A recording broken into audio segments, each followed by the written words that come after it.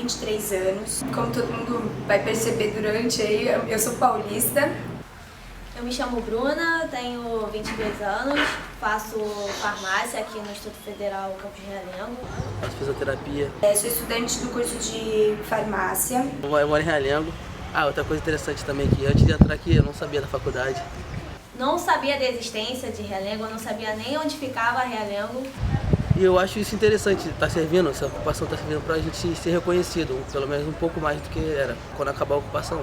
Eu até propus, os alunos, fazer um grupo ou algum trabalho que desenvolva a faculdade para o bairro, aos arredores, para mais pessoas quererem entrar aqui. Depois que eu consegui entrar, não me vejo fazendo outra coisa da vida além de farmácia. Eu me apaixonei pelo curso, me apaixonei pelo lugar. Aqui Realengo, né? O pessoal fala que é Real Engenho, né? Nunca teve um Real Engenho aqui. Vocês estudam aqui, por favor, se alguém descobrir, me avise desse Real Engenho. E essa região aqui, tem um sujeito que manda uma carta para José Bonifácio em 1921. Disse, olha, não dê mais Sesmarias nesta região. Sesmaria é uma pequena porção de terra, né, destinada ao cultivo, né, chamava de terra bruta ou terra nua. Não dê mais Sesmarias aqui, porque essas são terras realengas, destinadas ao pastoreio comum de quem tem gado e não tem pasto próprio. Então a terra realenga é a terra comunal. Esse campus aqui ele foi uma briga da Associação de Moradores de Realengo, que realmente lutou para que tivesse o CP2 e que tivesse um Instituto Federal aqui. Pô, já imaginou se a faculdade não existe mais? Meu nome é Ana Carolina, eu tenho 20 anos.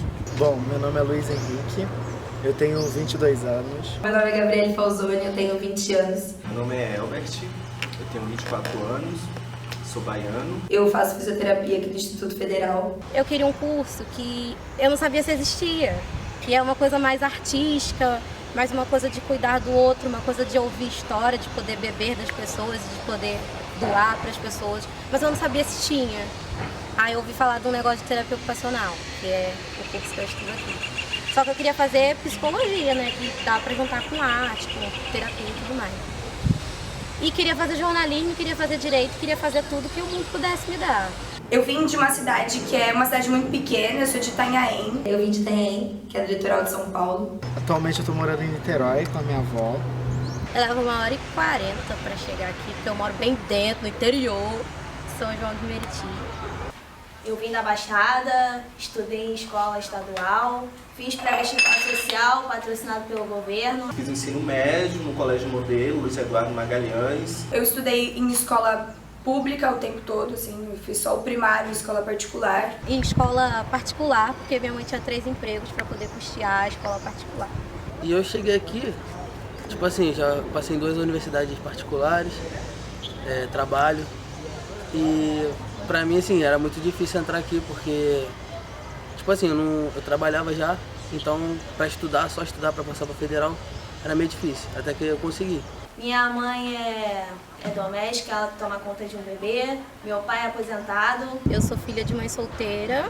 Os meus pais, eles moram em Recife, porque o meu pai é militar, ele tem essa vida de ficar viajando aí pelo país. Cresci com minha mãe sempre trabalhando muito, como empregada doméstica em casa de família. Teve um período que ela trabalhou como gari. Meus pais são professores da rede pública. Na minha infância, meu pai foi meio ausente, mas eu acho que eu não sofri mais porque eu tive um tio que era o meu pai, no caso. Eu venho de uma família, minha mãe é servidora pública e meu pai é autônomo, então não sou rico, nem tenho muito dinheiro. Eu preciso trabalhar, senão não me sustento. E como minha mãe é mãe jovem, quando ela não estava no trabalho, ela queria se divertir um pouco também. Então ficou a minha relação da minha mãe meio quebrada por essas coisas. Minha mãe é o meu tudo, a minha mãe é a minha base, a minha mãe é a minha grande referência. Não fazia parte de nenhum movimento, eu passei a me inteirar mais sobre política depois que eu entrei aqui. Eu já vim da FATEC também, então essa luta que a gente está aqui, a gente entende um pouco vindo de lá, que mais ou menos é o mesmo problema, só que em proporção diferente. Eu não estava ligando para movimento social nenhum antes de tudo isso acontecer, dessa bomba cair na minha vida. Mas eu não ouvia porque, muito por conta da minha religião, que dizia que que estão querendo te influenciar e que as coisas são do demônio, essas coisas. Mas também pelo lado político eu não ouvia porque eu acreditava que isso era desordem. Assim. Não, eu não faço parte de nenhum diretório acadêmico, mas eu faço parte da Executiva Nacional dos Estudantes de Fisioterapia. Então eu estava mais ou menos inserido dentro do movimento estudantil pela Executiva. A Executiva Nacional, na verdade, são encontros nacionais dos estudantes que discutem sobre o currículo, sobre como está sendo a formação. Alunos e professores me incentivaram a ter meu posicionamento político, a procurar saber mais dos meus direitos, do meu dever de cidadã. A partir do que é o meu direito e do que é o nosso direito, no caso, né? E do que são os nossos deveres, ele veio muito de casa, assim. Eu era omissa na política, eu sempre fui omissa na política. Eu venho de pais totalmente ativos, onde pra mim eu falava, não vou me envolver de novo. Universidade, eu vim de uma universidade particular totalmente elitizada. Tem gente que fala, mas eu não preciso disso, sei lá, não atinge a mim. Se eu puder, eu vou pra particular. Pô, eu vim de particular. Eu sei a diferença, entendeu? Eu sei as qualidades daqui, entendeu? Eu fiz psicologia antes de estar aqui em farmácia. Era uma faculdade que eu não tinha vínculo nenhum com aquela faculdade. Eu não tinha nada que me fizesse pertencer àquele lugar. E depois que eu saí de lá, eu descobri que ninguém pertence àquele lugar. As pessoas estão ali de passagem. Virei membro do Diretório Acadêmico de Farmácia. Eu já venho de grêmios estudantis desde o primário. Esses espaços, tanto de grêmio, tanto no Fundamental 1, Fundamental 2, ensino médio, no técnico, todos esses espaços, eles eram espaços de debate, de desconstrução, realmente de organização. Porque a política não é essa politicagem que a gente vê por aí.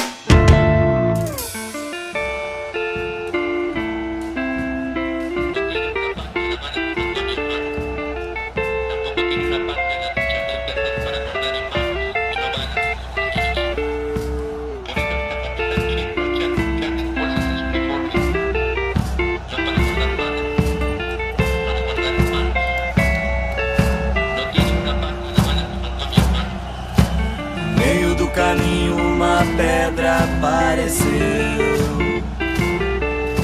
No meio do caminho uma pedra apareceu. No meio do caminho uma pedra, no meio do caminho uma pedra. No meio do caminho uma pedra apareceu ser o caminho.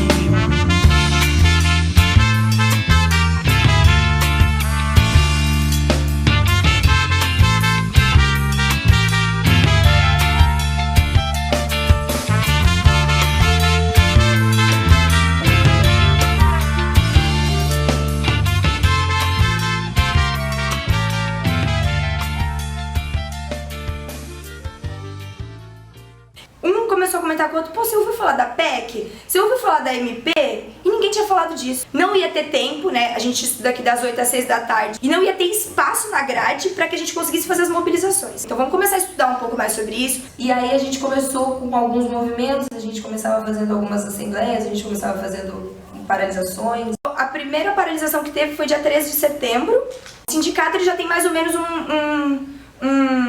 como eles estruturam esse dia de paralisação. Então a gente decidiu como movimento estudantil que a gente ia tentar se articular o mais próximo possível dessas assembleias. E aí a gente reunia o pessoal no período da manhã, fazia os debates, e aí depois dessas mobilizações que a gente fazia dentro de cada campus, né? Isso aconteceu, não foi só aqui, foi nos outros campos do IFRJ. E aí depois disso a gente saía daqui e ia pra Assembleia de Servidores. Naquele dia a gente devia ter uns 50, 60 pessoas, isso já é um quantitativo razoável, assim, para um dia de paralisação, num lugar que não tem mobilização, em que as pessoas são extremamente pacatas e passivas, recebem o que tá vindo de cima e aceitam. E aí a gente decidiu que a gente tinha que chegar de um jeito que nos desse uma moral. Então, por que a gente tá fazendo lá? Nós estamos na Assembleia de Servidores. Tá chegando, Marcos! A gente chegou numa única voz, já tinha gente com pandeiro também. A hora que a gente chegou, que todos os servidores se levantaram, e aí a gente chegou ali, todo mundo nos recebendo de super braços abertos, e todo mundo começou a... A gente realmente foi visto ali naquele momento, foi...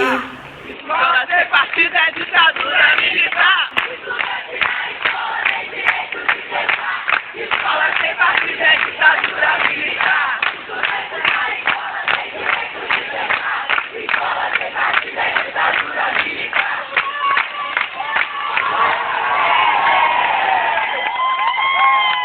Eu tô passando muito uma imagem do que foi pra mim, mas eu acredito que pra muitas outras pessoas tenha sido isso também. Bora, Temer! Bora, Temer! Bora, Temer! Bora, Temer! Gente, dá informes do que tá acontecendo lá no campus Realengo. E eu olhei pro lado e eu, caraca, eu acho que eu nunca dei informes na minha vida. A gente já tá se organizando, já faz uma semana que a gente vem organizando as coisas, né? Semana passada a gente fez debate. Todo mundo recebeu a informação de braços abertos. Nesse dia 5, a gente assistiu um documentário que foi muito relevante.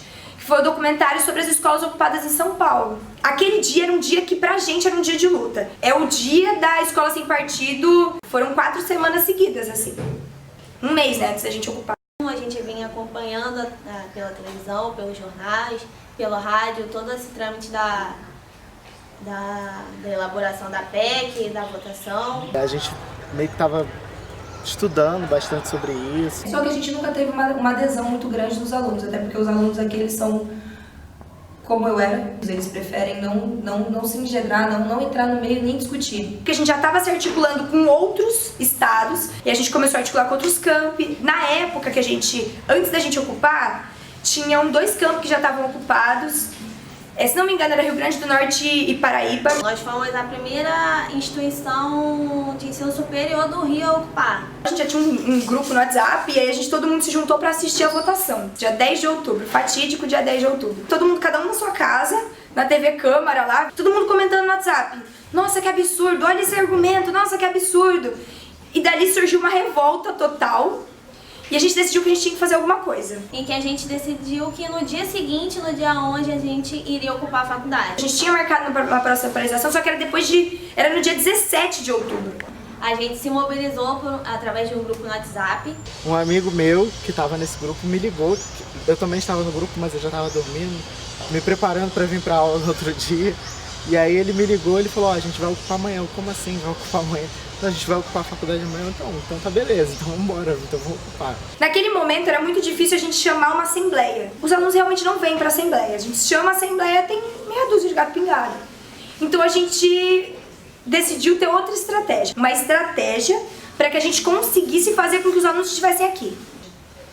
A gente ia ocupar e fazer uma assembleia. Então no dia 11 nós chegamos aqui, entramos na direção, conversamos e pegamos a chave. Na hora que a gente ocupou, poderia existir a possibilidade de alguém levantar e falar não, acho que vocês não têm que ocupar. A gente sabia que isso poderia surgir e a gente sabia que ali poderia ser uma assembleia de vamos ocupar ou não. Mas se a gente chamasse uma assembleia para ocupação, a gente teria um quórum muito pequeno e a gente não teria quantitativo para poder prosseguir uma ocupação. E aí eu cheguei e falei assim, já que tá tendo esse negócio, não vai ter aula, eu vou embora daqui, né? Eu tava vindo pra cá pra ter aula, eu tava aqui, não sabia que tava todo mundo de preto, o que tá acontecendo? Será que morreu lá? Pedras são sonhos na mão, voam na imensidão, ideias que ganham vida e criam asas. Voam na imensidão, meus sonhos, minha canção, pedras e sonhos são nossas únicas armas. Pedras são sonhos na mão, voam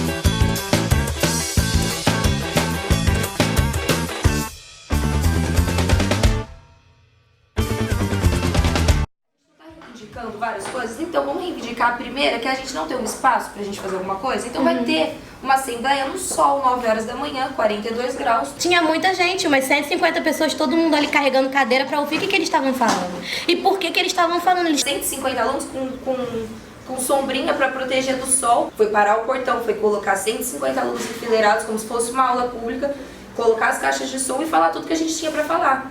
E dar voz para quem queria falar. Então todo mundo falou, demorou muito. Então todo mundo ficou muito tempo no sol esse dia. E por que eu não vou formar no tempo certo? Começa a discussão e levanta nego dizendo que não pode parar de tarde, levanta nego daqui dizendo que é Temer, e levanta nego daqui dizendo que é fora Temer, e você tá ali no meio daquela confusão. Ele é o exterminador do futuro, assim como tantos outros que passaram. Eu não espero representatividade partidária. Não espero. O povo tem que saber, o povo tem que conhecer quais são os nossos direitos. Tá reclamando que não vai terminar o período? Eu voto que sim, eu voto que não. É isso aí, tem que lutar pela educação pública, senão eles vão perder isso tudo.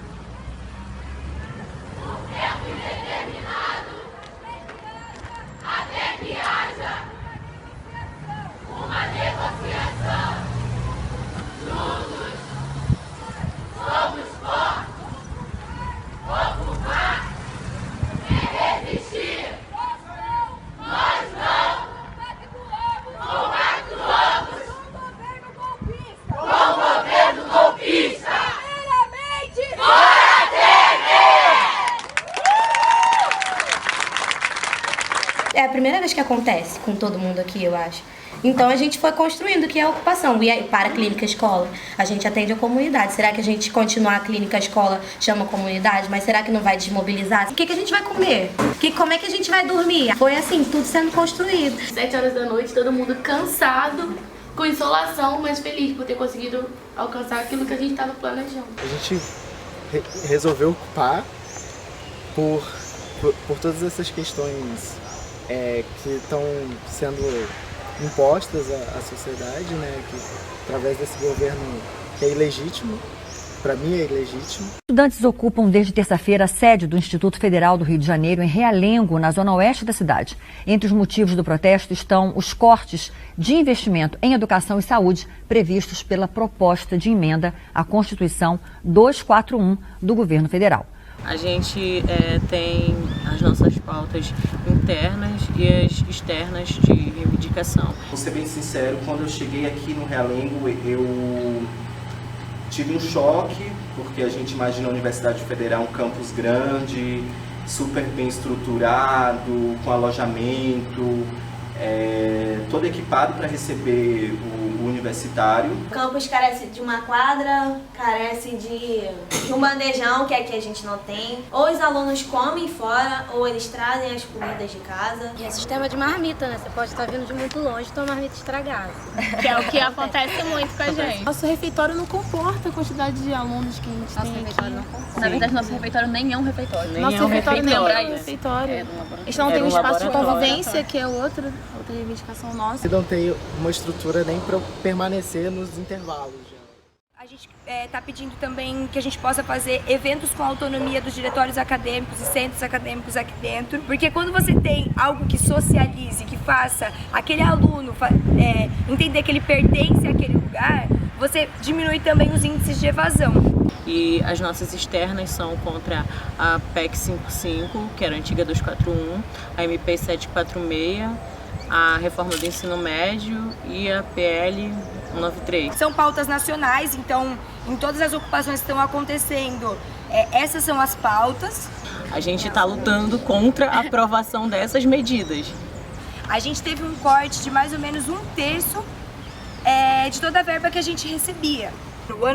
O ano que vem, né, 2017, a gente tem um orçamento que não vai ter como chegar até o final do ano, pagando água, luz, terceirizados, a mesma situação que aconteceu lá na UERJ. Então, se a PEC for aprovada e eles utilizarem esse orçamento como base, a gente não sabe o que pode ser o dia de amanhã. Acho importante lembrar que a gente tem uma clínica escola aqui também, pra gente manter o campus e todo o serviço que a gente presta aqui, né? A gente fez um manifesto e disparou na caixa de e-mail de todos os senadores. Esse manifesto ele explica quais são as nossas críticas e sugestões em cima da PEC 55, da MP MP 746, da PL 193, porque o Temer, ele simplesmente outro dia foi na TV e falou, eles não querem diálogo. Muito pelo contrário. Eles não sabem o que é a PEC. Eles não sabem o que é a PEC, então muito pelo contrário. Nós sabemos sim o que é a PEC, né, o que ela vai nos causar, quais são as críticas e também quais são as sugestões, porque não adianta só a gente criticar, a gente tem que sugerir também. E a gente fez as críticas, as sugestões, disparou para ver se existia a possibilidade de um diálogo, né, já que ele disse que a gente não queria diálogo. E aí, até o momento, eu não vi Zero resposta. nada. Não tem nada. Não tem nada. A gente vai continuar nessa caminhada até tudo que a gente tem em mente ficar pronto. Eu moro no quintal onde tem 3 casas. Na casa em que eu moro, somos só eu e minha mãe. Minha mãe, ela me apoia. Eu nem conversei direito com minha mãe sobre o que é ocupação. Meus pais, eles ficaram sabendo mesmo da ocupação depois de já ter passado 20 dias, porque eu tava escondendo isso o máximo que eu podia. Como que tá a minha família? Cara, eles perguntam se eu tô passando fome. Meu pai, ele meio que não tá querendo nem conversar muito sobre isso. Ela não tem essa dimensão do que é uma ocupação. A família é petista. Eu não sou petista, mas aí eu sempre acompanhei e tal. Então, estamos super a favor. Já vieram aqui, já fizeram doação. Minha tia toda semana doa alguma coisa, eu trago, comenta no Facebook, super apoia, entendeu? Ela ficou um pouco preocupada, mas ela sabe que o que eu tô fazendo é pelo meu futuro. Inclusive, ela já quis me levar para Recife umas 2 vezes já. O resto da família entende, mas critica um pouco. Em relação a isso, eu tô bem. No começo da ocupação era tipo, sai daí, você tá arrumando ideia, você vai apanhar, você não precisa disso, sabe? Se você sai, se a faculdade acabar, a gente paga outra, a gente se esforça, faz vaquinha da família, paga outra. Ela falou que só pra eu tomar cuidado e pra eu agir com a cabeça, né? Tipo, fora isso, pra gente continuar a luta. A gente vai conversando, vai tentando explicar por que tá aqui, que não é isso tudo que a mídia tá pintando de que a gente tá fazendo baderna, de que a gente tá aqui só pra... tá aqui bebendo e fazendo sexo o tempo todo. Não é isso, é que a gente tá tendo oficinas todo dia, tem palestras todo dia, tem pessoas que a gente chama de fora. É conhecimento, é crescimento. Em relação à organização da ocupação, nós nos dividimos em comissões, que foram comissões de alojamento, comissão de alimentação, limpeza, segurança e política. A comissão de segurança, ela basicamente ficou muito presa às questões das chaves e do portão. A gente tem o pessoal que vai pro portão e fica no portão o dia inteiro, e aí a gente vai revezando e vai fazendo isso, da abertura do portão, fechamento. A gente tem que zelar pelo patrimônio do colégio, porque é nosso. Não é meu, não é seu, é de todo mundo. Então, às vezes uma pessoa ficava aqui, tipo, uma manhã inteira, a outra ficava a tarde inteira. Gente teve insolação aqui, muita gente passando mal. A gente precisou juntar uma galera, uma quantidade maior de gente. A gente teve que fazer o trancamento do portão primeiro, porque a gente tinha muitos professores contrários e pessoas que eram contrárias que queriam adentrar ao campus para xingamentos, ameaças, e pra gente não acabar sofrendo por essas pessoas que vinham na intenção de maldade, né? De acabar com o movimento. Eu sou comissão de comunicação.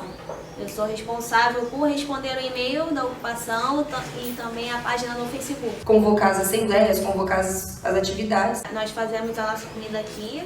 A comissão de alimentação é responsável por essa parte.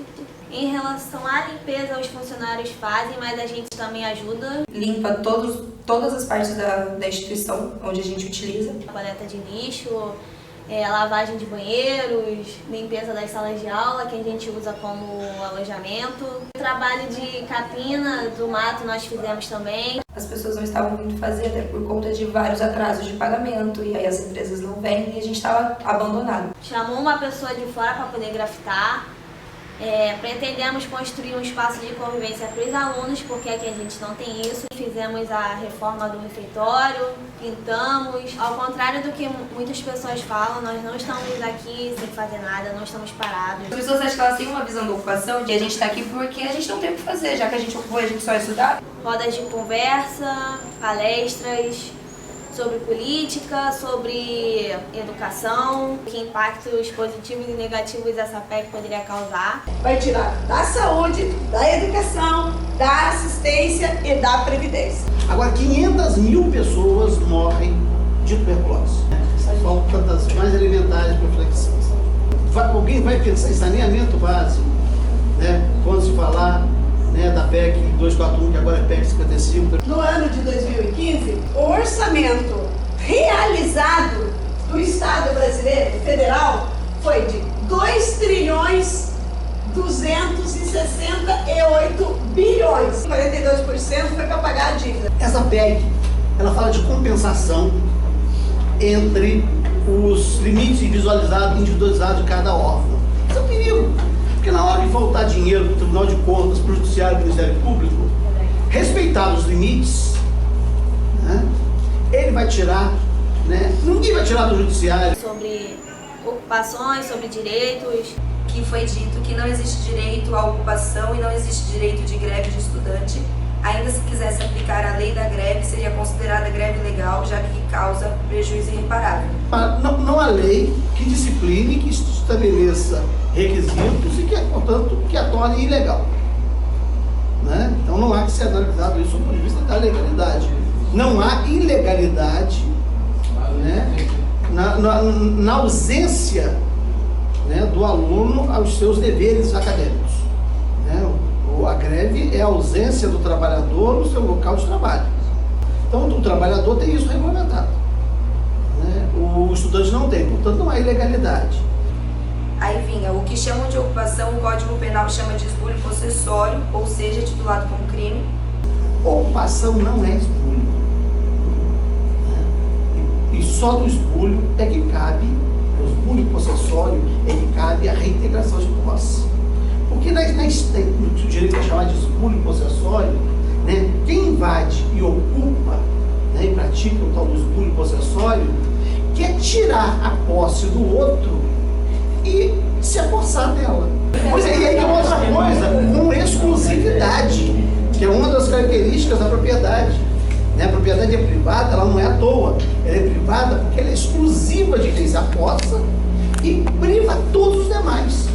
Acho que ninguém aqui está querendo, né, se apossar com exclusividade e subtrair, né, tirar da União Federal, né, a posse, né, o direito sobre, né, esses bens. Então a gente não está diante de esbulho, a gente está ao contrário, diante de uma ocupação, né, de um bem que já é, né, ocupado e que se destina, né, a exatamente essas pessoas, né, alunos e professores. Então, o que a gente poderia dizer é que nós estamos dando, na verdade, um exercício integral ao bem, exercitando exatamente a finalidade dele. Né? Se a finalidade, né, é uma escola, né, nós vamos, né, tratar isso aqui como escola em tempo integral. E aí também a gente tem contato com áreas que a gente nunca imaginou. Tipo, essa semana veio um cara aqui da astronomia. Eu fiquei, tipo, bebendo de tudo, sabe?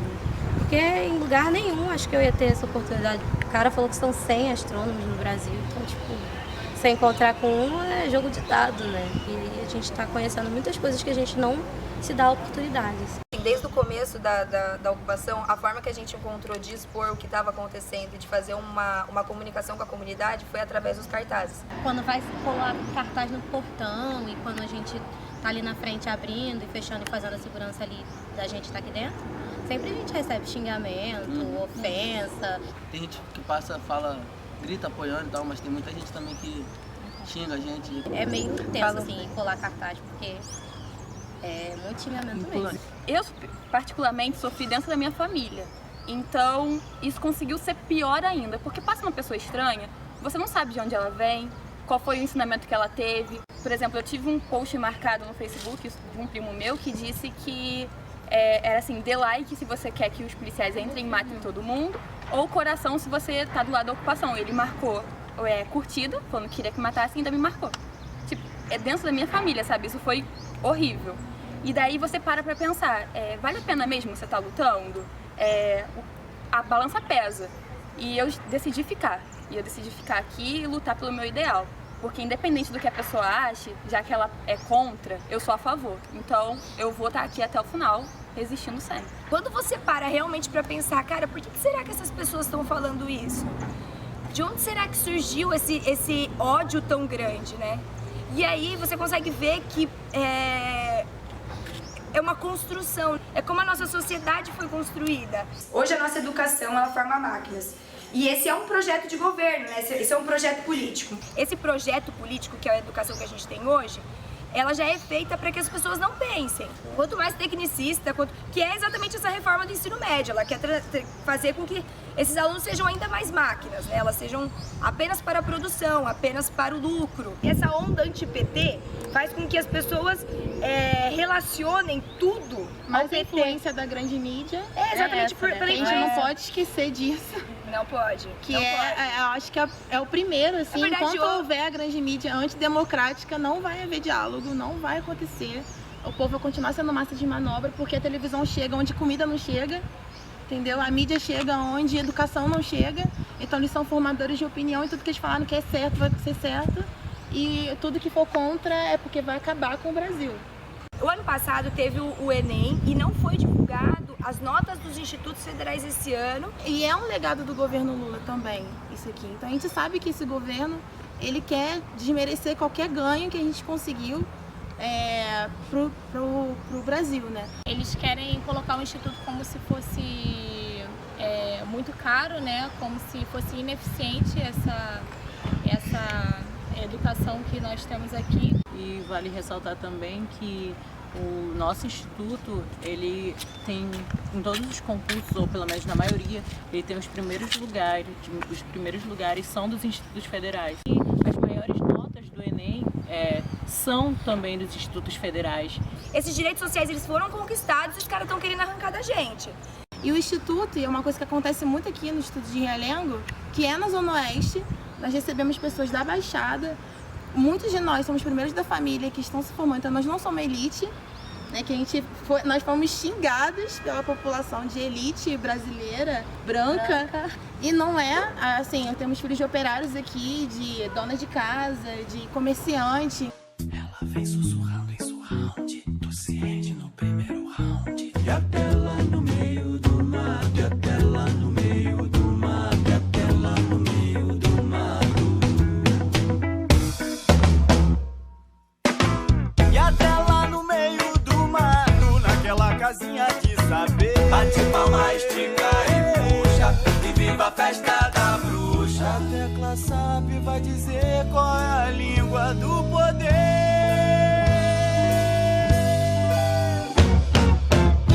Sempre estive no meio de pessoas que televisão não, disse no Jornal Nacional, então Constituição Histórica. Disse no Fantástico, A gente senta para assistir a novela das 9.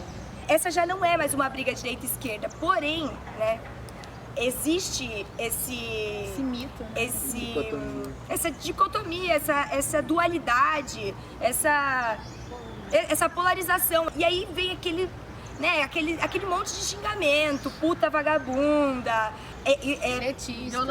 petralha, enfim, são muitos os xingamentos. E alguns políticos que utilizam esse discurso de ódio para conseguir jogar o povo contra o povo. Uma coisa que é muito triste é que nós sempre tentamos trazer essas pessoas para cá, para mostrar a realidade, o que a gente está vivendo aqui. E geralmente é descartado, ninguém quer vir aqui ver.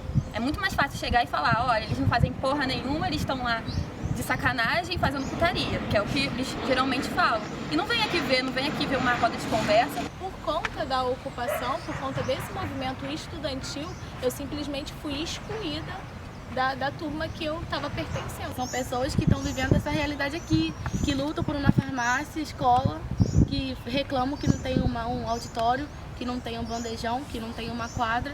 E aí quando você tá aqui lutando para que isso aconteça, não, a galera não quer. Tá lá no grupo do Facebook, do WhatsApp, falando que você tá aqui de colônia de férias. Não tô dormindo no colchão porque eu tô de colônia de férias. Não, a gente tá lutando por uma parada que vai ser para todo mundo. E aí seu amigo da sua classe, que você tá ali com ele há 4 anos já no teu curso, que vive reclamando de tudo isso que a gente tá lutando e tá em casa, tá viajando. E tá te oprimindo, que é o pior. Tá falando que você é isso. Mas sei lá, parece que é uma intolerância, né? As pessoas não sabem respeitar a opinião dos outros. Elas conseguem expor aquilo, quando você vai expor, parece que você é radical, entendeu? E que, na verdade, quando elas te mutilam, quando elas te tiram, cortam a participação naquele espaço, elas que estão sendo antidemocráticas, elas que não estão permitindo com que você faça isso. Então, extremistas são essas pessoas. Mas eu acho que vai para além da turma. Eu acho que é uma coisa geral. Eu acho que o discurso de ódio tem aumentado. essa coisa de fechar o diálogo tem aumentado. Na nossa terceira semana de ocupação, a gente começou a receber algumas ameaças. Inicialmente começou com uma pessoa que passou arrancando os cartazes, e no segundo dia já com uma ameaça muito mais séria. Só que no segundo dia, né? Sim. Que o pessoal veio armado. A gente estava indo lá pra frente pra falar pra eles pararem, pra explicar o porquê dos cartazes, alguma coisa do tipo. O segurança avisou que ele estava armado, aí todo mundo voltou. E aí eles começaram a gritar que sabiam quem era a gente, que iam tirar a gente daqui, que iam acabar com a gente e coisas assim. Aí a gente passou a noite trancada no quarto. E esses episódios aconteceram a mesma coisa no Pedro II. Tá? Nos mesmos dias, era sequenciado, acontecia com a gente ligava lá, tinha acontecido lá. Eu tive presente na última ameaça que nós recebemos. Estávamos todos no refeitório, pós-jantar. Na hora que eu saí, passou um carro aqui na rua da nossa faculdade, na frente, ficou parado. A gente não reconheceu ninguém, mas o que a gente notou é que foi o mesmo pessoal, tipo, dos 3 dias. E lá no Pedro II também, foi um carro prata. Desde aí a gente resolveu que a gente colocaria, a gente ia refazer os cartazes, só que dessa vez a gente ia colocar pro lado de dentro. Tentamos notificar, só que a polícia se recusou a fazer o boletim de ocorrência. E foi a partir daí que a gente decidiu que a gente ia divulgar na internet, porque a gente precisava que as pessoas soubessem que a gente estava recebendo ameaças. E aí depois a gente acabou entrando em contato com o juiz que veio aqui, que informou a gente como a gente poderia fazer. Depois que a gente publicou na internet, muitos alunos começaram a ficar com muito medo de estar aqui na ocupação, então a gente teve uma evasão enorme. E os pais que já não estavam apoiando, não apoiaram ainda mais, entendeu? E a gente teve várias reuniões para sentar e ver quais seriam as próximas estratégias para a gente trazer essa galera que estava no começo e que acabou indo embora por causa das ameaças, e a outra galera que ainda não tinha vindo. E aí a gente começou a fazer programações que eram mais dinâmicas, né? Trazer temas mais abrangentes, como tolerância religiosa. Mesmo que fosse só para ficar de dia, mas muitos voltaram a ocupar junto e realmente a gente fortaleceu esse movimento depois dessa decaída que teve. Fizemos algumas semanas também aberta à comunidade, né? Que sim, foi super importante. A gente fez um sarau e nesse sarau a gente chamou artistas de toda a região aqui da Zona Oeste. E aí a gente começou um sarau 4 horas da tarde, era 11 horas da noite e ainda estava tendo esse sarau, era muita gente se apresentando. Era uma rotatividade muito grande de gente assistindo, família das pessoas que estavam se apresentando, eram sobrinhos de alunos que estudam aqui, que têm 12, 13 anos e que escrevem poemas. No dia seguinte a gente teve lançamento, né? Lançamento do livro. Do livro. Isso, Ocupar, do Ronisso Pacheco. Junto com o lançamento do livro, a gente teve uma roda de conversa onde o tema foi religião e transformação social. A gente fez o ato na praça. Ontem nós tivemos uma atividade também com o coletivo aqui da faculdade, Escurecer, o coletivo negro. Fazer uma conscientização sobre a Semana da Consciência Negra, a gente decidiu reunir algumas atividades. Aí chamamos o mestre de capoeira, teve uma roda de conversa. Ancestralidade. Teve o João, teve a Carajé. Tem vários coletivos que ajudaram a gente, que vieram apoiar, fizeram palestra, vieram conhecer. A gente recebeu uma proposta do Pedro II de unificação aqui de Realengo. O movimento Rua ajudou muita gente. Sabe também dos petroleiros. Sindicato, MST. E fizeram uma parceria com a gente também, vieram aqui, fizeram roda de conversa com a gente, explicaram, né, as questões. Trouxeram mantimentos. E a gente vai tentando conscientizar a galera do que é a PEC 55. Dentro do trem, a gente entrou no último vagão, porque era o vagão que estava mais vazio. A gente decidiu sair do último vagão e fazer jogral em cada vagão até chegar ao centro. Uma voz ser transformada em 40 vozes.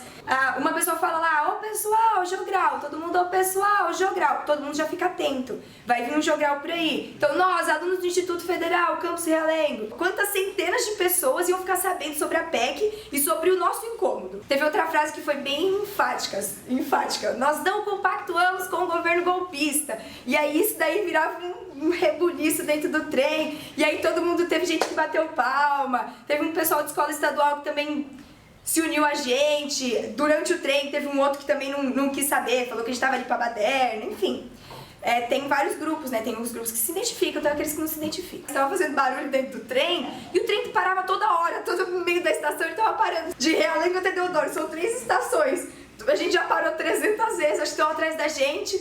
Apesar de muitos nos xingarem, muitos também entenderam e pararam para perguntar. pô, por que vocês estão fazendo isso? E aí fazia a panfletagem, parava pra conversar. Poucas pessoas paravam pra conversar, mas as que paravam se interessavam e a gente convidava pra conhecer. E assim a gente foi indo, de todos os comércios aqui, levando todos os panfletos, os informes. E as pessoas ficam assustadas, porque elas falam, nossa, mas pelo que eu vi na TV, era de outro jeito, a gente só ia cortar porque o país está em crise, precisa fazer o corte. Não, mas não é despesa primária que vai pagar a dívida pública, que não adianta você cortar de educação, saúde, assistência social ou outros serviços básicos. Estudante é bicho doido. Cria sem lei, não respeita ninguém. Sindicato, conselho, nada para. Por isso a gente cala, emburrece, mata. Moldemos os livros de história, tira a política das escolas. Mais seminários, menos debate, então a gente bate. Sucateia educação, escola precária, salas destruídas, professores sem salário, conteúdos massificados sem refeição. E se a nota for baixa, culpe eles e fala: estudem, vocês são o futuro do mundo. Mas se eles se rebelarem, a gente grita: vagabundo, desce o cacete! Mas se eles se revoltarem, grava tudo. Expõe no jornal, nas câmeras da TV, são vândalos. Mas se estiverem sangrando, esconde, que é pra ninguém ver. Estudante é bicho solto, doido, sem dono. Então bate, xinga, cala, mata, faz o que tiver que fazer. Só não deixa nenhum deles saber que sua força é capaz de mudar tudo. Estudante nenhum pode mudar o mundo. Mas vai. Muito triste a gente ver aqui dentro do próprio instituto as pessoas falando que a gente tá aqui porque não quer estudar. Como assim eu tô aqui porque eu não quero para estudar? seus filhos estudarem. Sim, É isso, Eles mesmo entendem que a gente tá aqui ocupando porque não quer estudar. Como Não assim, é gente? A gente tá aqui reivindicando várias coisas que mostram que a gente quer e que a gente quer ainda melhorias pro nosso campo e a pessoa vem e fala isso. Gente, Aprendendo muito com a ocupação. muito. Muito. E não só no nosso curso, no caso. A gente tá aprendendo de tudo, de tudo. A gente não tá lutando pela nossa causa, pela a gente se formar, quem tá no segundo, terceiro período. A gente tá lutando por quem tá vindo aí. E contra o sucateamento do nosso campo, porque o que vai acontecer é isso, você ficar sucateado. O que a gente está fazendo é uma luta em prol do bem coletivo. Tudo que a gente está fazendo é pensando em todo mundo, a gente não está pensando só na gente. Aquele monumento ali foi feito pro sarau, você resistir, a resistência, é luta, muitas vezes chorar, é brigar, algumas vezes é você se trancar no quarto para você não discutir com alguém que você gosta, é conviver, é resistir porque você tem vontade de ir embora, mas também é florescer, é você dançar, é você cantar.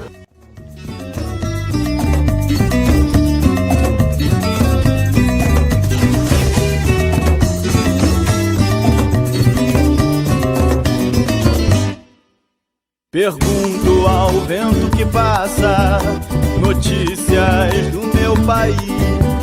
E o vento cala a desgraça, e o vento nada me diz. E o vento cala a desgraça, e o vento nada me diz. É você fazer amizade, Gente, eu formei famílias aqui. Acho que nós somos uma família. Eu sou antes e depois de ocupação.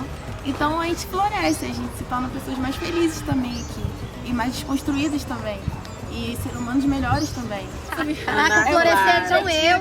Como eu tinha um viver super engessado e a gente aqui conversando, não, tipo, não é assim. É totalmente desconstruído. Não é assim. Dentro da própria desgraça, há sempre alguém que semeia canções no vento que passa. Há sempre alguém que semeia canções no vento que passa. Ocupar é desconstruir. Tem um jeito melhor de você conhecer, de participar, porque eu só queria vir pra cá pra ter aula, me formar, acabou, dane-se a saúde pública, e aí você tem a matéria, é super bacana, é super lindo, mas você sabe que não funciona, então eu vou embora, vou trabalhar no consultório e vai ser isso. E aí você vê que você pode fazer dar certo. E aí você se vê pensando de uma maneira que... Gente, quem me ensinou a pensar assim? Eu penso assim porque eu quero, eu vivo assim porque eu quero. Em tempos de servidão, há sempre alguém que resiste. Há sempre alguém que diz não. Há sempre alguém que resiste.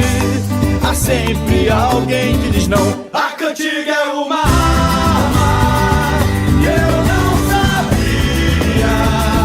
Tudo depende da bala e da pontaria.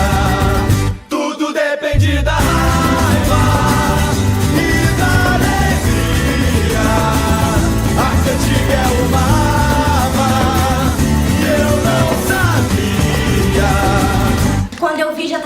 falando sobre o que é ser mulher, o que é ser mulher negra, o que é ser estudante negro, o que é morar na Baixada, por que a gente não tem direito a um bandejão, por que a gente não tem direito ao passe livre. E aí a gente foi se fazendo, se reconhecendo nesse espaço. E assim, todo mundo dizendo que isso não vai dar em nada e você vem, você dá teu sangue. Você vai pra rua acreditando naquilo. Já quer dizer, servidor, presta atenção, são 20 anos sem saúde e educação. Assim. São 45 dias de desconstrução pessoal. Eu já tinha uma cabeça mais para as causas sociais, eu já tinha uma cabeça tipo, não, a gente tem que lutar mesmo. Em 2013 eu tava lá na rua, eu fui pra lá. Eu quase apanhei na central, mas tava lá. Eu sou de escola pública desde o meu jardim de infância, porque eu vivi falta de comida, vivi falta de uniforme. Eu vivi lutar por ter meu Rio Kart que não saía nunca. E aí eu achava que eu era uma pessoa super desconstruída.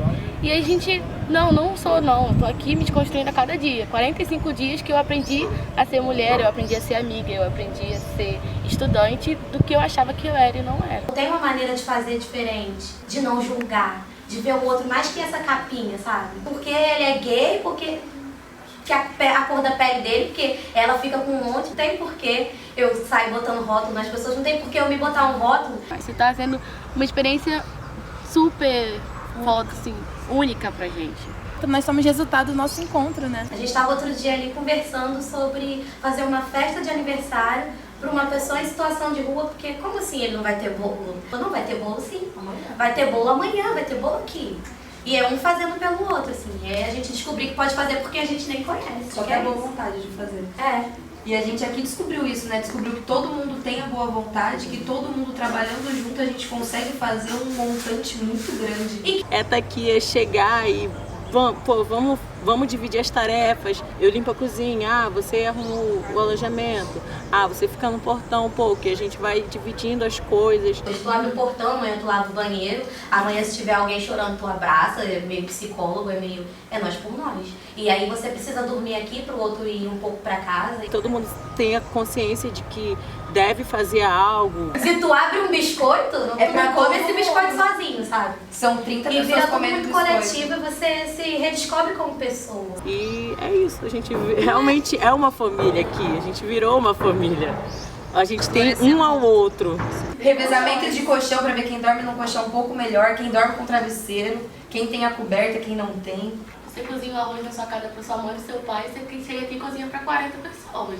E quando você vai para casa, você não consegue sair daqui. Você começa a dar prioridade para algo que você nunca deu. Você viveu a sua vida toda sem pensar realmente fazer algo, ser ativo naquilo que você falava, que acreditava, e aqui você é obrigado a fazer isso. Então você acaba aqui colocando muito em prática daquilo que você falava, sabe? O respeito. A gente conseguiu construir um espaço coletivo em que todo mundo se respeita. Eu acho que aqui dentro a gente conseguiu desconstruir muita coisa de todo mundo. De todo mundo, em relação a tudo. A gente tá tendo esse nosso momento de estar aqui, de articular com essas outras pessoas, porque a gente nunca teve essa oportunidade. Eu tô indo pro meu 3º ano de faculdade e nunca vi. A gente não se conhece, eu estudo aqui há 3 anos, eu não conhecia a Gabriele. Eu não conhecia essas pessoas. A gente não tem tempo. Se a gente tem a mesma luta, se a gente tem o mesmo pensamento, por que a gente não se junta? Você conhece a Caroline, você conhece a Gabi, você conhece a família que elas vieram, você tem que dormir junto com elas, você tem que comer junto com elas. Foi aqui que eu consegui ver esse outro lado, essa outra realidade, onde eu podia fazer alguma coisa por todo mundo, não fazer alguma coisa só por mim. Porque lá eu fazia por mim. Por mim. Aqui não, aqui eu posso fazer por todo mundo faz por todo mundo, sabe? E aí a gente começou a ver uma coisa aqui que você fala, cara, que loucura, como que eu comecei a fazer isso? Porque essas coisas me incomodam. Mas eu me incomodava e eu preferia me omitir. Faz 44 dias que eu durmo aqui. Cansa, minha cama aqui é ruim, é um colchãozinho. O banho é gelado, a gente conseguiu um banho quente há pouco tempo. Os primeiros dias que eu passei era banho gelado ou de borracha. Óbvio que eu tenho certeza que ninguém queria estar aqui, mas a gente tá porque a gente tá lutando. Às vezes observando essas pessoas que apoiam pelo Facebook, acho que é muito por isso, eu não quero passar desconforto, eu não quero sair da minha casa. Mas vai mudar em quê? Vai mudar em nada? É isso. Quando eu cheguei aqui na ocupação, a primeira coisa que me chamou a atenção foi a unidade. E isso me tocou muito, assim, porque como eu tive a vivência religiosa dentro da igreja protestante, e se prega muito o amor, essa coisa utópica do amor, da unidade, do corpo de Cristo, aqui eu vi isso na prática. Só que ninguém falava de Cristo, ninguém falava de orixá, ninguém falava de Buda. Não, eu preciso passar por isso, mas eu preciso passar por isso porque tem muita gente que vai ter que passar por isso, sabe? E eu, na verdade, eu esperaria que ninguém tivesse que passar. Mas a realidade é diferente. Eu acho que aqui a gente começa a ficar com o psicológico muito abalado. Tem um ponto onde todo mundo sente e fala, gente, eu não aguento mais. Todo mundo começa a chorar e todo mundo começa a se abraçar e todo mundo começa a perceber que, eu tô cansada, mas eu não tô sozinha. Tem mais 40 pessoas pra me dar a mão e falar, não, Gabi, levanta e vai. É florescer, é você ir para um ato no centro da cidade, ficar em pé, de andar até a central de 2 horas até as 8 horas da noite, chegar aqui e ter com quem você abraçar, quem você sentar pra jantar, e você conversar e você se sentir bem. Você tá cansado, mas você tá bem. Você acorda feliz que você tá aqui lutando por uma coisa, você acredita, por pessoas que estão com você, te apoiando, e você tá florescendo mesmo, aprendendo a ser uma pessoa melhor. Essa noite eu não dormi porque eu achei que tinha entrado alguém aqui, então eu fiquei sentado lá de fora fazendo vigia com os cachorros. Porque eu achava que eu ia poder fazer alguma coisa se entrasse alguém, mas não podia. Depois das nossas ameaças, todo mundo perdeu muita força. A gente ficou com muito medo. Então a gente começou a meio que se guardar mais, a tentar não expor muito, mas peraí, a gente precisa da exposição, mas a gente tem que tomar conta porque a gente também tá tendo ameaça. Tem gente armada vindo aqui. Eu tô sendo ameaçado, pode entrar alguém aqui e matar alguém que não pode, sei lá, pode fazer qualquer coisa, mas eu não vou me calar. Então a gente vai colocar na internet, a gente vai divulgar pra todo mundo vai ter que saber o que tá acontecendo.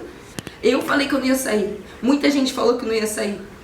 E aí os que não iam sair já estavam cansados. Muito cansados. E essas pessoas que saíram voltaram, porque viram que a gente começou uma coisa junto, a gente precisa terminar uma coisa junto, entendeu? E aí a gente começa a ver que essa instituição não vai dar pra gente somente um diploma e uma profissão.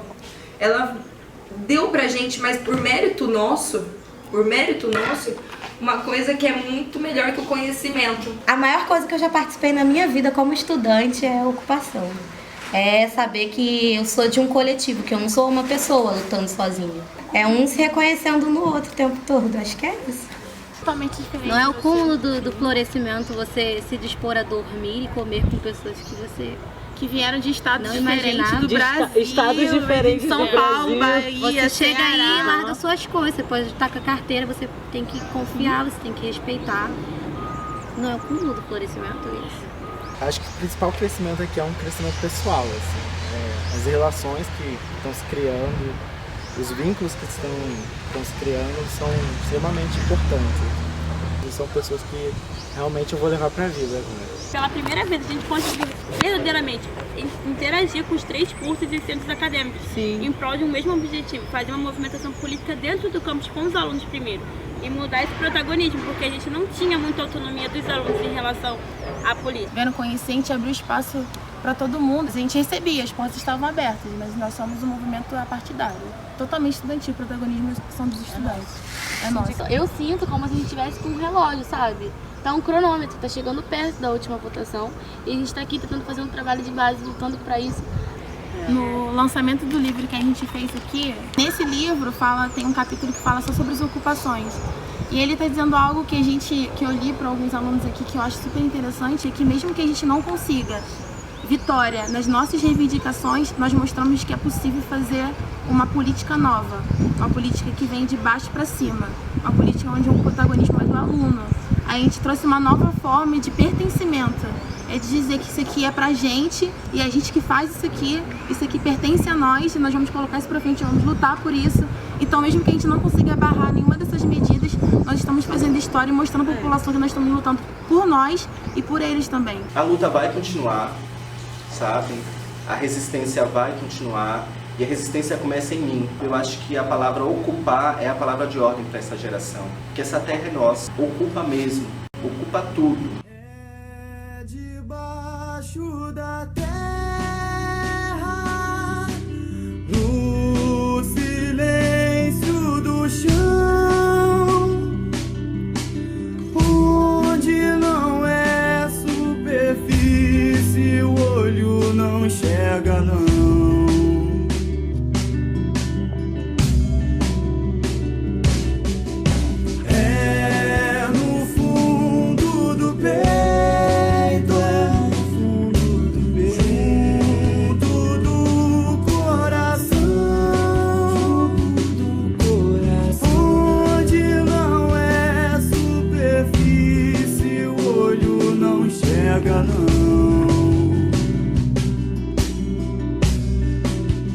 Mas ela tá lá.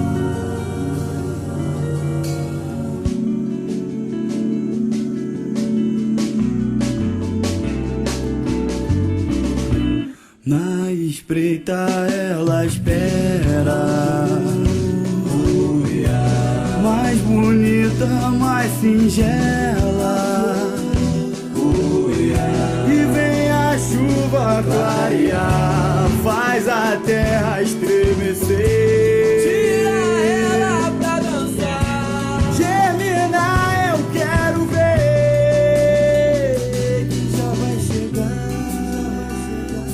Já vai chegar e aí então eu verá.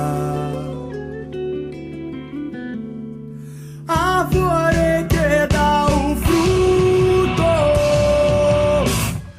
num processo tão bonito. Do fruto nasce a semente e assim se repete o ciclo. Ciclo onde o dinheiro é nada, lá quem manda é o mistério. Foi de fora mercenária, inventa semente estéril.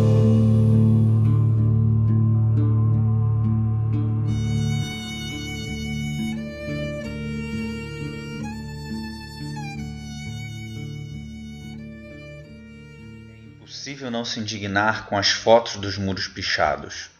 Vândalos destruíram completamente as paredes do local. Paredes que chegaram lá depois de horas de viagem, que levavam esperança e coragem em suas bagagens. Gente do país inteiro, era gente do Tocantins, era gente do Acre, era gente do Piauí, era muito aluno. Era ônibus que veio do Brasil inteiro. Gente que estava viajando há 3 dias.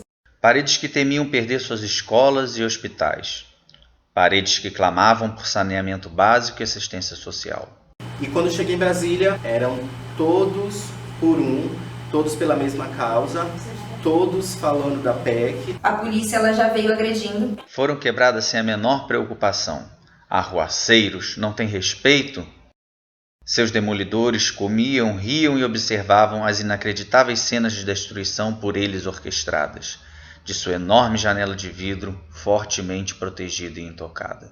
O povo está falando que essa medida que está vindo, ela vai prejudicar o povo. E aqueles que estão lá dentro, na casa do povo, que deveria ser a casa do povo, falando que estão fazendo algo para nos defender, vendo de camarote as pessoas apanhando, os alunos, todo mundo se machucando, criança, pai, mãe correndo com criança. A gente sabe que isso acontece, de infiltrarem pessoas, para que comecem a confusão. E quando a confusão começa, você não tem mais o que fazer, porque quem tem armas são eles. Você só corre. Havia também umas paredes que lá estavam com suas crias, e outras de fios brancos, que com sacrifício se uniram às jovens paredes, pois temiam dizer a seus filhos e netos que o futuro fora exterminado naqueles poucos meses de legítima liderança. A cavalaria desceu e começou a vir. Até que a gente viu que os helicópteros também estavam atacando as bombas. E aí a gente começou a ficar meio sem ter para onde ir e dispersou totalmente a manifestação, porque as pessoas começaram a fugir. Parecia praça de guerra, era uma cena de guerra. Você corria para qualquer canto e tudo estava pegando fogo. A todo instante tentando fugir da polícia, como se você devesse alguma coisa para a polícia. Bombas, fogo e destruição. Tanta ausência de limites. Muitas paredes, lá e aqui, tentavam inutilmente barrar o ato supremo de barbárie. As paredes foram fortemente atingidas, mas hão de resistir. Então a gente teve um ato muito conturbado, onde a gente não conseguiu nem começar a fazer o ato. Já tinham pessoas desacordadas, pessoas ensanguentadas. A gente conseguiu ligar para o motorista do ônibus, pro motorista ir até lá e abrir o ônibus pra gente. E aí a gente entrou todo mundo no ônibus e ficou esperando lá dentro. E aí todas as pessoas que foram chegando, que estavam desaparecidas, foram chegando uma pior que a outra. Era pessoa com traumatismo, era gente que tinha apanhado, era gente que tinha... todo mundo muito machucado. As pessoas do nosso ônibus, muitas pessoas voltaram machucadas. Até hoje ainda tem a lista das pessoas desaparecidas. Quando começou a lista, era pouco. Era tipo 2, 3 pessoas. E a lista foi atualizando conforme os ônibus foram voltando e as pessoas não foram retornando e aparecendo. Até hoje a gente ainda não conseguiu descobrir, ninguém sabe onde está, as famílias estão desesperadas. Visam os demolidores dar o golpe final ainda antes das festas que se aproximam. São 3 para que a massa das paredes adormecidas mantenham-se em sua letargia. As maldades vêm seguidas da data de entrega. Passam pela data da esperança e culminam na data pagã, para enterrar qualquer revolta. Não vai parar, mesmo que passe, a gente não vai parar. A gente vai tentar outras formas. Porque a gente conhece a nossa força, a gente está descobrindo a força que a gente tem e a importância que a gente tem. Mas a gente não vai ficar pacato, que a gente não vai encostar e vai falar, não, passou, tudo bem. Vão ser 20 anos de luta diária, né? Vão ser 20 anos até eles entenderem de que não dá. Então até esse ponto a gente vai continuar lutando. Não importa, na verdade, se a gente vai perder uma batalha, né? A gente tá aí pra guerra. As paredes poderiam ficar em seus lugares, mas cedo ou tarde, hão de se unir a outras paredes e quebrar aquele enorme vidro que esconde os que observam seus serviçais racharem os tijolos das paredes que sustentam o futuro. Toda a solidariedade às paredes não passarão.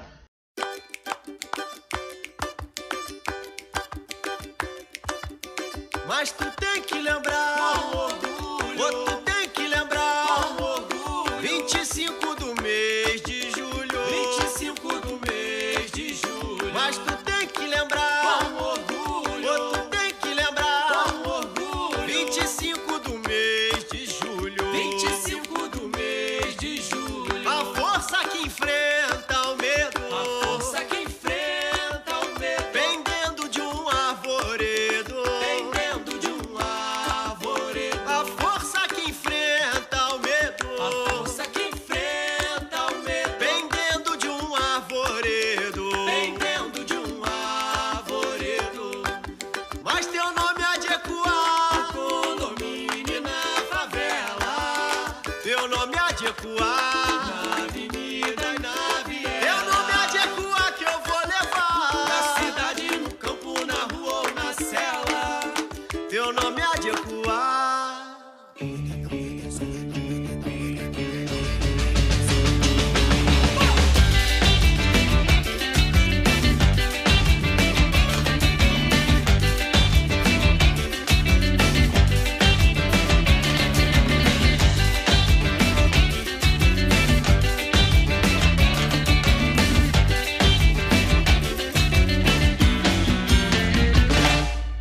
Mas tu tem que lembrar, tu tem que lembrar, do dia 4 de novembro,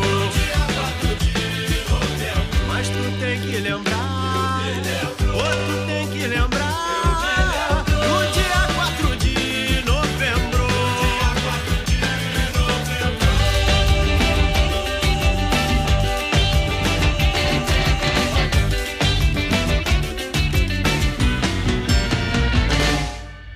O sonho que o medo ofusca,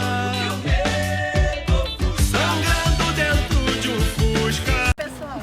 Mas é agora o jogar? Primeiramente, ocupa tudo. Flerta comigo, flerta comigo. Bom, meu nome é Gabriele Falzoni, tenho 19 anos. Não, eu já errei, eu tenho 20. Estamos aqui reunidos contra essas medidas do governo. contra essas medidas do governo Porra! Melhor o jogral. Que é exatamente essa construção que a gente tem daquilo que nos cerca. O que é isso? Parou! Fala da galera que tem problema respiratório aqui e tá com maior dificuldade fazendo nebulização, que a gente tem até um nebulizador aí pra dar uma moral pra galera. É uma coisa que a gente não sabe explicar. E você dorme com uma pessoa que você não sabe se ela pode te matar. Se ela pode te matar. Você vai lá assim, eu tenho que confiar. Morta, gente. Tá cheio de mosquito. Não precisa não, porque você fica me movendo muito. Não, amiga, não. Deixa aqui. Família, pode falar de partido aqui? Família é petista, né? A produção faltou, aí eu tô me preparando. Cadê a maquiagem? Maquiagem! Obrigada.